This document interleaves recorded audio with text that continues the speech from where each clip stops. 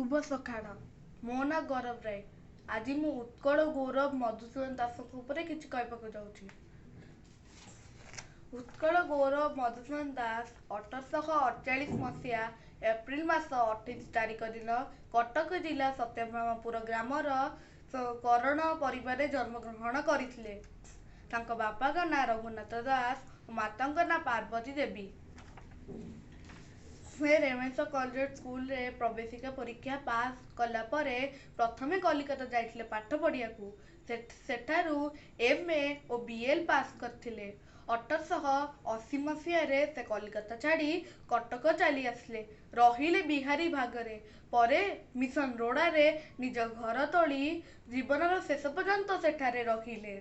एबे तांकरी घर शैलबाला महिला कॉलेज ठिया होईची। सेही हता भितरे मधुसूदन नामक एक कोठरी अच्छी।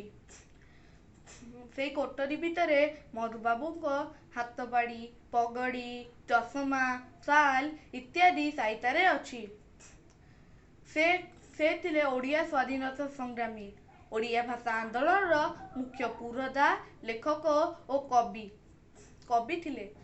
से थिले आम ओडियार प्रथम बिलात यात्री, प्रथम मंत्री, प्रथम लेखक, प्रथम कवि और प्रथम ग्रेजुएट।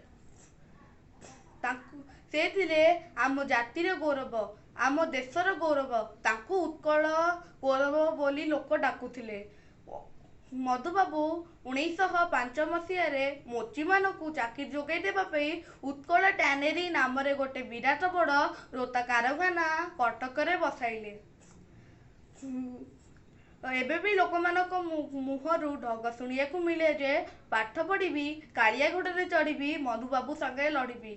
1934 मसीहा फेब्रुआरी 4 तारिख दिन कटक रे तांकर देहांत होइथिला। धन्यवाद।